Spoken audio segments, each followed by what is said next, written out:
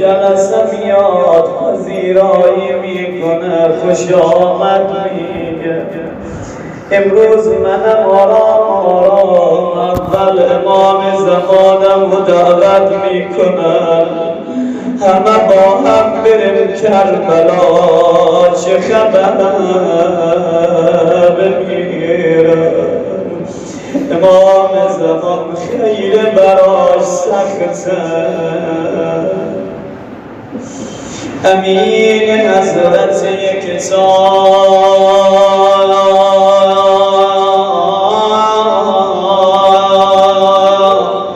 چرا نمیایی ابن الحسن چراغ دیده زهرا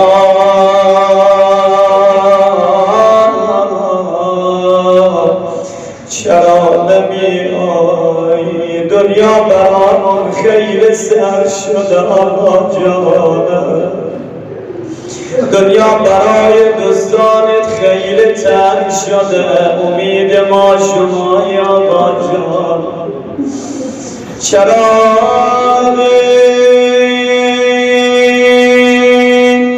دیده زهرا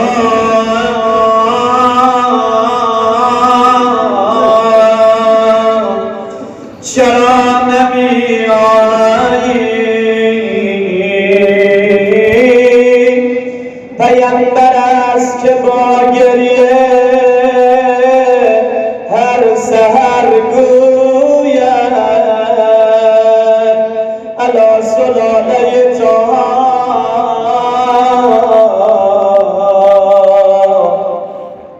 چرا نمیایی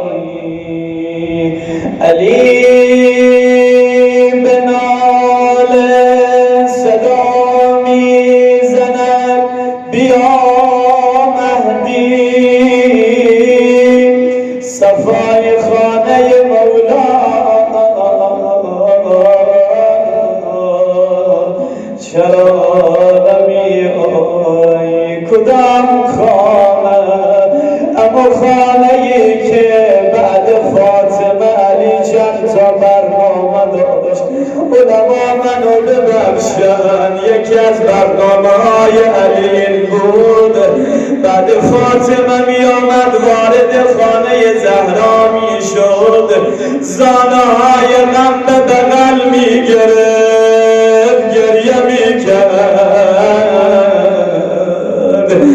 یکی برنامه‌های علی این بود بچه ها رو می آورد روزان و قرار می داد ابی عبدالله امام حسن مجتبی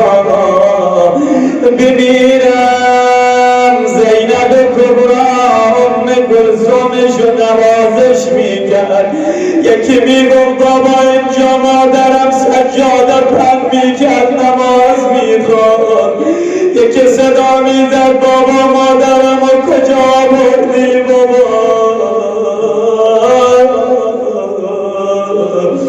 اما اسما میگه آمد خدمت مولا علی صدا زد یا علی من دیگه این خانه نمیمانم امیرالمومنین دلش عقده گرفت گفت اسما تو هم غریبی علی رو حس کردی؟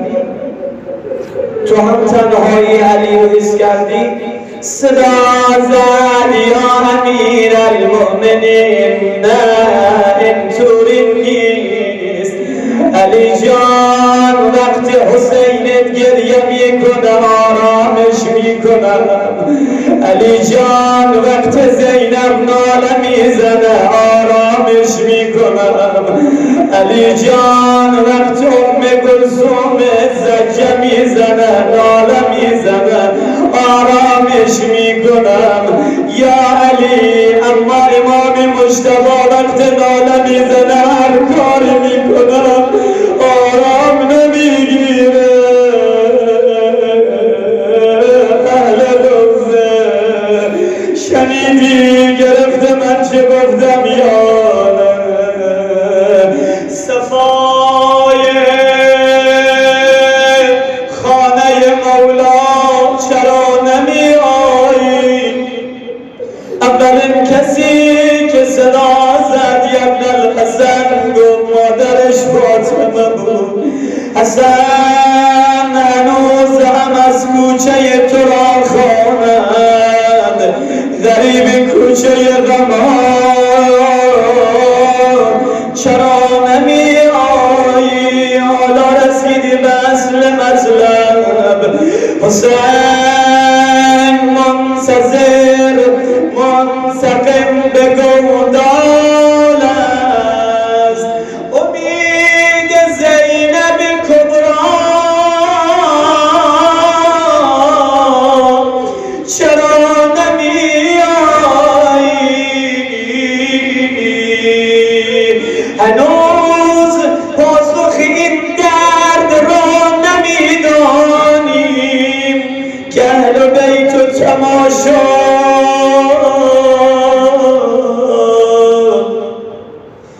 چرا نمی آیی؟ اهل بیت پیغمبر کجا؟ اسارت کجا؟ طعنه و دشنام کجا؟ بمیرم. سهل سایدی میگه دیدم مردم شام کف میزنن، شادی میکنن، به یک دیگر میرسن، تبریک میگن. گفتم خدایا چه خبره؟ چی شده؟ چه اتفاق افتاده؟ دیگه اومدم نگاه کردم، گفتم چه خبره؟ فرمودن سهل سایدی یه مشت خارجی میآوره. یا صاحب الزمان، زینب که به دامن زهرا بزرگ شده، صدا میزنن اینا خارجی هستن. سهل سایدی میگه از کدام دروازه؟ از دروازه سعاد. میگه نزدیک دروازه سعاد رفتم، نگاه کردم، دیدم چند سر بریده بالای نیزه ها زدن. یکی از سرها داره قرآن تلاوت میکنه.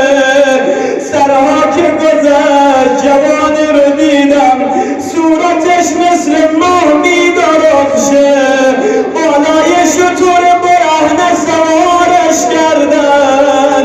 میگه نزدیک رفتم سلام کردم، امام سجاد تعجب کرد، صدا زد خدا رحمتت کند، تو چه کسی هستی که در این شهر به ما سلام میکنی؟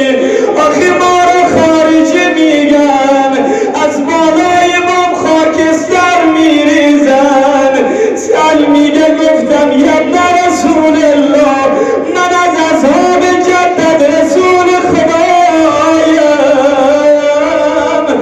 میگه صدا زد سهل سایدی، میتونی کمک انجام بدی آقا جان؟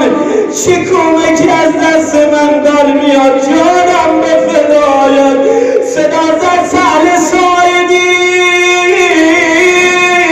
زنجیر گردنم و داره اذیت میکنه، اگر امکان داره یه پارچه بیاور زیر زنجیر گردنم بگذار.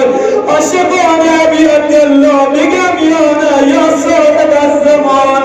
میگه رفتم پارچه پیدا کردم، آوردم، میخواستم زیر زنجیر گردن آقا بگذارم. همین که زنجیر رو بلند کردم، دیدم خون تازه از زیر حلقه های زنجیر جاری شد.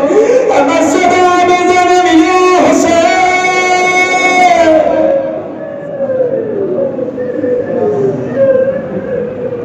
یا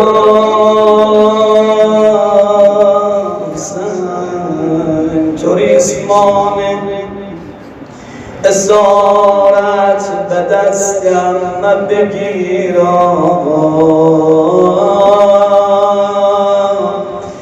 تو ریسمان اسارت ز دستم بگیرم. امیر قافله جانم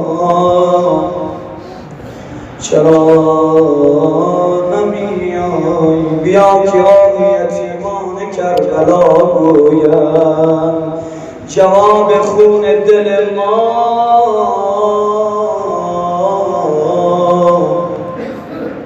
چرا نمیای صلی الله علیکم یا اهل بیت النبوة و معدن الرسالة و مختلف الملائكة خوشنودی قلبی نازنینی ببی دو جهان فاطمی زهرا سلام الله علیها بر محمد و آل محمد سلام